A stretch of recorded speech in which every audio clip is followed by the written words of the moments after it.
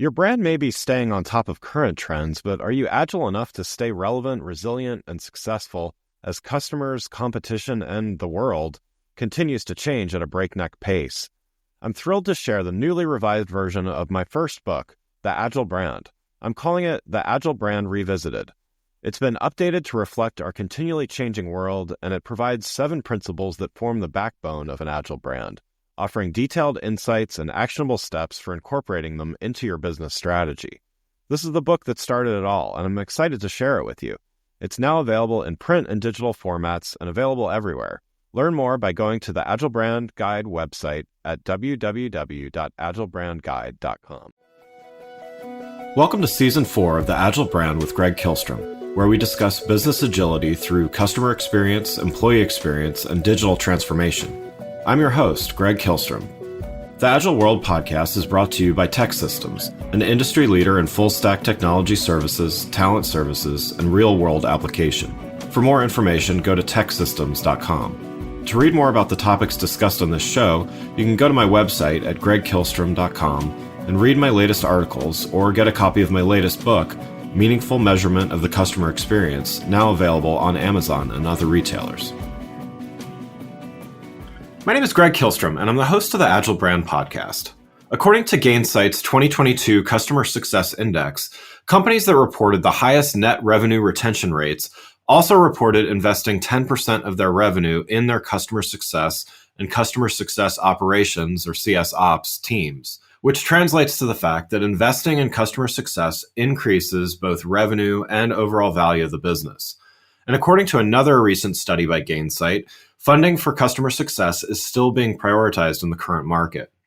The SaaS market report revealed that both CEOs and investors agreed that customer success should be the least likely to receive departmental cuts. Publicly traded CEOs actually unanimously came to this agreement. Not a single respondent there voted to cut CS. Today, we're going to talk about customer success operations and the role it plays in the current success and future growth of companies. To help me discuss this topic, I'd like to welcome Scott Salkin, SVP and GM of Gainsight Essentials at Gainsight. Scott, welcome to the show. Hey, Greg. Thanks so much. Excited to be here. Yeah, looking forward to talking about this with you. But first, why don't we start with you explaining a little bit about what Gainsight does for its customers and your role there? Yeah, absolutely. Plain and simple, Gainsight's a software company, that helps other recurring revenue businesses, companies that have, subscription-based businesses. Some of these are the largest and fastest growing software companies in the world. We help them retain and grow their customer base. So, keep their customers, reduce churn, expand growth, things that you talk about, again, going back to net retention, like you mentioned. And we help them do this by leveraging data and workflows and best practices. So not only can they understand the value that their customers want to achieve, but also how to really proactively deliver that value. And I think proactive there is a really big piece of this. In times like these, we can probably all agree right now that we're in a bit of an uncertain economic climate. Right. Delivering value, retaining customers is more important than ever. So, business is slowing down. A lot of CFOs are stack ranking the tools that their teams use, the expenditures that they have. So keeping their customers and keeping their customers happy and delivering value is more important than ever. Mm-hmm. We also, we talk a lot, and I'm sure we'll talk more today, a little bit about like efficient growth. We call it durable growth a lot. Gainsight, when we kind of wrap it all up into this pretty bow, and put a bow on top, we help companies build that kind of like durable growth engine. When we talk about durable growth, the easiest customers to grow, the least expensive ones to grow are your existing customer base. So we help companies, do that and put the customers at the center of their business and at the core of their business. So specifically, I run a business unit called Gainsight Essentials. And, Essentials is really focused on the fact that, today, customer success is a core principle for every single type of recurring revenue business, like I mentioned, in the world.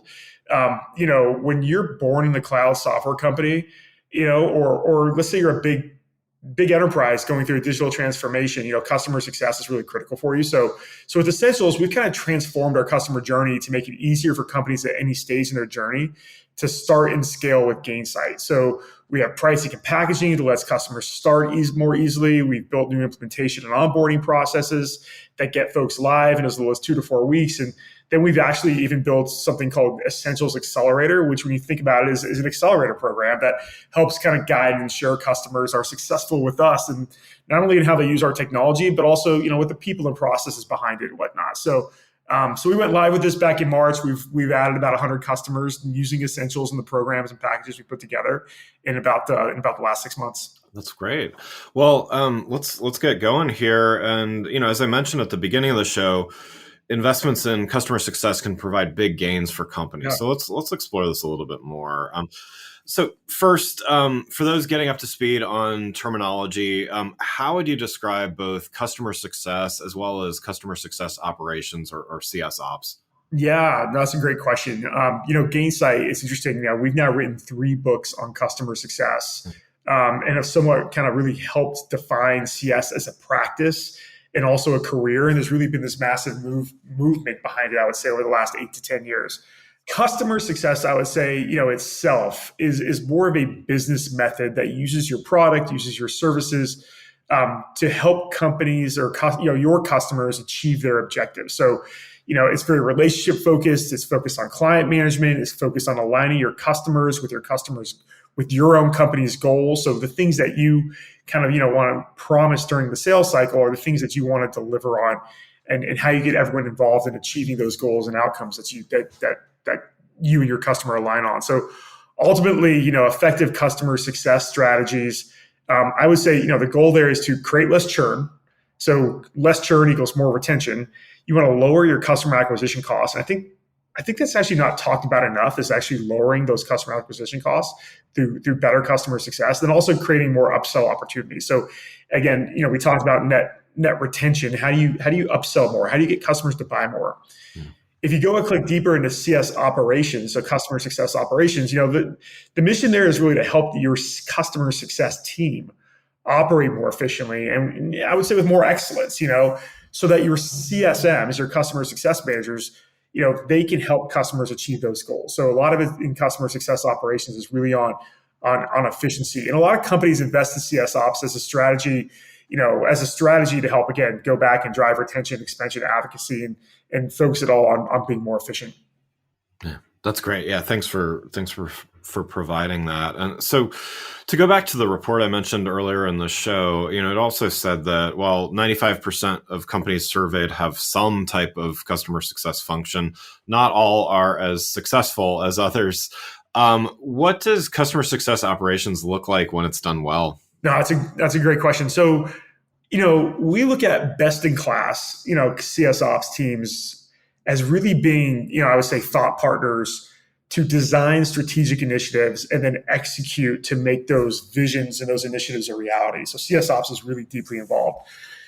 The value and the impact that CS ops often brings and is kind of this maturity level to the customer success team and puts them on a kind of this almost like common pathway for companies that lead to, again, I mentioned this before, but this is where it leads to more improvements in efficiency, which then, tie back into retention and growth. So I would say the most immediate impact on efficiency that CS ops brings is things around, like, for example, increasing account ratios. So how many customers each customer success manager is managing, for example, and doing this for providing more structured processes, more resources, better access to data, more proactive types of plays and playbooks for your customer success managers to use with those customers. So that's where it kind of, impacts efficiency. Then if you look at retention, it's things like faster risk identification, faster resolution of issues. Every day, CSMs are individually, tasked with identifying and addressing risk, and CS ops helps them do that better. And then, again, it goes back to playbooks and things of that nature. And then the last thing I'll mention, I can quickly talk about growth. Ops typically runs, for example, survey programs that identify, who is a promoter for your business, who's leveraging, your system or your data to eventually become advocates. And then also ops often plays a really big role in maintaining processes, tools, data, to track and communicate, again, going back to value realization, ROI. Yeah. In that report, 83% of those surveyed also stated that reducing customer churn was the top responsibility of customer success. I know you touched on this a little bit, but can you explain how customer success can work to reduce this customer churn? Yeah, no, we could probably spend 30 minutes on this topic alone. Probably a whole show, but yeah, an entire show on just churn. So let me try and kind of summarize it with a few key points. First off, I think there are different types of churn for companies to consider as they mature, as an organization matures, and even as a customer success organization matures. But let's kind of focus on the basis. First there's customer churn. How many logos are you losing? And then there's revenue churn. So how much of the recurring revenue that you're producing as a business are you losing on a monthly or annual basis? That's churn. Turning around is retention. It's how much are you keeping? So the role of customer success, I would say, is not only to reduce churn, but to actually drive higher net retention for your business by helping you deliver the value and the outcomes again. And we always go back to kind of those two terms, value and outcomes, that you promise to your customers during the sales process. And, and that your customers have trusted you to deliver based on what they're paying you in return. So ultimately, again, that gets back to net retention, leading them to do more with you or helping your customers have the trust and ROI that eventually ends up with them either buying more from you, whether that's more licenses, more services, purchasing more features or product, and so forth. So, and I think this is really important now, again, going back to, we talked about economic conditions for a minute, but the other thing that really impacts us today is customers are really agile these days. I mean, companies are mobile. They're powered by choice. They're in charge of the sales cycle. It used to be that, that kind of customers were kind of, gathered around the vendor in the core. Now it's the other way around. The customer's at the core. So the result is that, sometimes a happy customer isn't enough. A happy customer doesn't just guarantee that you have the business long term. They have so many options to continuously reduce cost, increase profitability. They're getting the pressure to do that more and more these days. So you've really got to continuously deliver value and reduce that potential churn and increase the rate of retention. And I would say the customer success does just that. It aggregates your customers and product data. It gives you 360 views of your individual customers. It helps you leverage data and best practices to more proactively deliver those outcomes. And that's really the role. And I would say the last thing that I think is really important that I think kind of comes as you mature more for your own company is it builds advocates and it builds communities out of your customers so that they can help each other and in turn, help your business grow. And honestly, that's one of the most important pieces. There's so much more, but I think that's a really good kind of high level overview of customer success and its role in churn. Yeah, absolutely. And so you've mentioned quite a few metrics and ways of measuring, but as we all know, we can measure a lot of things, but in order to really understand success, we need to sometimes limit our view of a few key metrics. What do you see in your experience? What are the top companies that are really doing this well? Like what are some of those metrics that they're really relying on for their to measure their customer success programs? Yeah. Like you said, there's a lot of metrics out there and they can get, more complex. You can double click into a lot of them as you continue to get more mature as your own org. But, I'll kind of focus on, 5 or 6 that you really need to have on your radar as you're kind of starting your customer success org and starting to grow. I mentioned a couple of these to start out with. First, logo retention, really straightforward. How many customer logos are you churning over a given time period? And that's oftentimes where a lot of folks start. How many customers we're retaining? Then you get into renewal rate. So let's start with gross renewal rate. Folks call it GRR most of the time. This measures more of how much of your monthly recurring revenue, or it can be annual, MRR or ARR, are you retaining each month after you after you subtract, all the efforts of churn or downgrades. We talk about downgrades sometimes, and how that impacts your business. Net renewal rate then, so NRR, very similar to gross retention, but then you start factoring in how losses in revenue, so how, the revenue that you're losing from churn and downgrades, how those are then offset by upsells and cross sells. So how you actually are, adding more benefit to your customers or selling into them. Then there's a couple other ones. There's expansion percentage. So what's the percentage of your customer base that are actually expanding? There's net promoter score and customer satisfaction. You also You can often get these through surveys, whether they be email surveys that you have in app, so within your product, but being able to measure things like Net Promoter Score and customer satisfaction is really important. Are customers happy with the tools and resources you're providing them and services, and are they also willing to recommend you to other folks?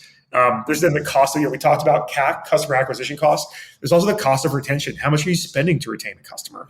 And I'd say, one last one I'll throw in there, very, very relevant to customer success. I would say still becoming more relevant as product and customer success come together, but that's around product and feature adoption. And I say that because, I think it's really hard to have great customer success without having product and user success. Yeah. Looking at product adoption, looking at, how users are leveraging your features, those are really key metrics that you need to have a hold of if you're really going to have a top-notch customer success org. Yeah. The great ideas there. What about customer success and sales and their relationship to one another? It seems to vary widely depending on the organization, of course, but we've been talking about customer churn and things, but sales often focusing on net new customers, of course. What's the ideal scenario for that relationship between the two? Yeah, alignment with sales is absolutely critical when it comes to long-term success of customers and of the customer success team in general.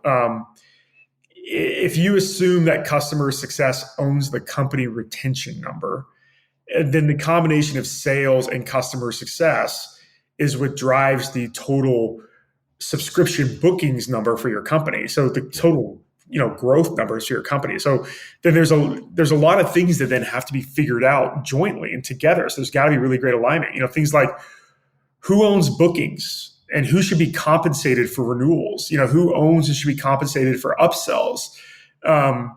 Who's responsible for mapping out and communicating a customer's org structure and building broader relationships within that account. What does customer success need from sales after the deal is closed in order to make the customer more successful? Not just customer success, but what does implementation and onboarding professional services need? Should the customer success team have input into the sales process? There's so many things that go into there. And to be honest, there's really no magic bullet. We do surveys all the time around who owns expansion or who owns renewals. And oftentimes we see a 50-50 split in terms of the answer when we run surveys. And it kind of fluctuates a little bit, year after year when we do this, but it's typically somewhere between 50-50 and 45, 55 each way. So it requires a lot of discussion, a lot of collaboration, and a lot of, not always the easiest questions to answer, like the ones I just mentioned above. But I'll tell you, I would say nothing makes a sales leader happier at the end of the day than having things like CSQLs, which are customer success qualified leads. So you start getting to that point, the two organizations are really aligned, they're delivering value together, they understand how to forecast renewals and expansion opportunities and even past opportunities back and forth. I would say you're starting to head in the right direction. Yeah, it sounds like details aside, based on specifics within the org, it sounds like collaboration and open collaboration is probably the key thing, right? Absolutely. Yeah. Great. Let's switch gears just a little bit, and we've been talking a lot about the customer success organization and sales and from that perspective. But let's talk about what customer success does for the product itself. So how have you seen bigger investments in customer success help to build a better product? Yeah. As important it is, we just talked about customer success and sales to be aligned. I would say it might even be more important for customer success and product to be in alignment. It's hard to say put one on top of the other, but I'm going to point us back to the two terms I've said a bunch: how you deliver value and outcomes. A really good, strong customer success and product partnership allows companies to really deliver more than just features. It allows them to deliver outcomes and value. Outcomes then translate to increased revenue, and it translates into higher retention rates. And so customers that achieve those outcomes through the product or service are more likely to renew, more likely to expand.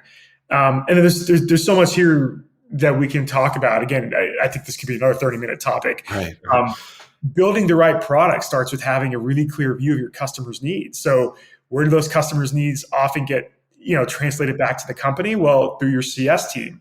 So your CS team can often be the ears to the ground to go back and communicate what your customers need or how the product is resonating with them or what they want to see on the roadmap, and vice versa.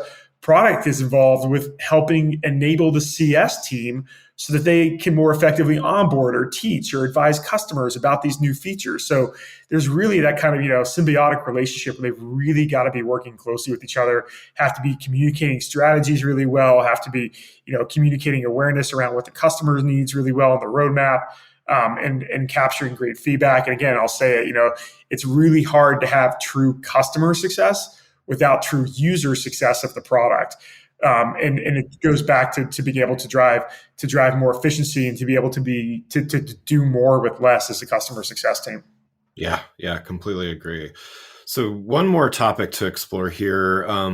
Let's talk about what customer success does for the customers. We've talked about customers a lot, but let's talk about that relationship. So, an obvious gain of investing in customer success is happier customers who buy more often and refer others too. But what are maybe some perhaps less obvious outcomes that benefit customers when a company invests in customer success? Yeah. I mean, again, we're talking about outcomes, and your customers have choices. They have a lot of choices these days, but they choose you for a reason. So I think it's it's up to you to provide that value, and that's why customer success is so important. So I think it's hard to make it any more blunt or straightforward with that than just kind of being able to deliver those outcomes of value. And I would go back to the community piece of this as well. I think these days a lot of companies are not just providing features through their products or services, but companies more and more are often, the product is a career companion for folks. Yeah. Our product and what we deliver is more than just the features, it's the community, it's the events that we do, it's the connection of people to each other. And so, oftentimes when people, if they come to Gainsight, they feel like they're coming to a career companion, and then it's I'll be honest, it's hard for them to leave because they're not leaving behind more than just the product and the feature. They're leaving behind the community and the career companion they have there. So I think that's some of the the less obvious things that come out of it. That it's really about how we not only help folks perform in their day to day, but also how you help folks really plan out and visualize the next steps in their career as well. Yeah, because I mean I think in an organization they may be in an org with tens of thousands of other employees, but they're not all doing their job, right? And so it is good to have that community of others that are whether they're in a larger, smaller, or similar sized org, they're kind of feeling their same pain points and some people they can talk to, right? Yeah, I mean, community has been absolutely critical to our growth as a company. We started that from Gainsight's now about a 10-year-old company, and I would say community was started from day one, and it's been absolutely critical, not just to our growth as a company, but to growth as customer success. Again, I mentioned it was a movement, and the growth of customer success as a career. And now it's one of the fastest growing careers. If you go on LinkedIn or other job boards, that you see more customer success jobs than anything else out there. It's absolutely critical. So it's been fun to watch how not just the job of the customer success manager itself, but also customer success managers then becoming customer success leaders or going into customer success operations or becoming admins of platforms. Again, there are folks that are earning certifications to just manage Gainsight as a platform. There's so many great things that have come along with just the kind of the creation of the category of customer success as well. But it doesn't have to just go with category creation. It can go with any job that you have out there. And so being able to provide more than just that, again, going back to the fact that there's so much choice out there, when you're a company and you're a product these days, you're more than just the features and the lines of code that you're selling. You definitely are needing to provide more of that kind of a rounded experience for your customer. Yeah, absolutely. Well, one last question before we wrap up. You've given a lot of great advice already, but what's one last piece of advice you'd have for companies that, let's say they're in early days of their customer success program, or perhaps at a turning point in their customer success program? What's one piece of advice for the months ahead? I would say one of the most important things is don't try and do too much right off the bat, right out of the gates. there's a lot of great ways to start and then grow and scale. I think one of the best places to start is just by making sure you have executive buy-in to make CS a tops down culture in terms of belief in your company. And I remember back in the days, you used to go to events, and I remember folks used to say, "Hey, who in the room is a salesperson?" And if everyone didn't raise your hand, they would say, "No, you're wrong. Everyone here in this room is a salesperson." I think now that shifted to everyone in the room is a customer success manager. Yeah. Everyone's in charge of making customers successful, and you've got to have that buy-in from the tops down in the organization. So you've really got to talk to and understand your customers and understand them. And I think that again goes back to a responsibility of everybody. They've got to have an understanding of how your company is delivering value, how customers leverage the value that you provide, and what you're delivering to them. I would say another really core fundamental piece is getting your data in order. And it doesn't have to be really complex, but start with basics. Most companies out there these days who are looking into customer success, they've got a CRM system in place. They've got ticketing data and support data from tools like Zendesk or Salesforce or HubSpot.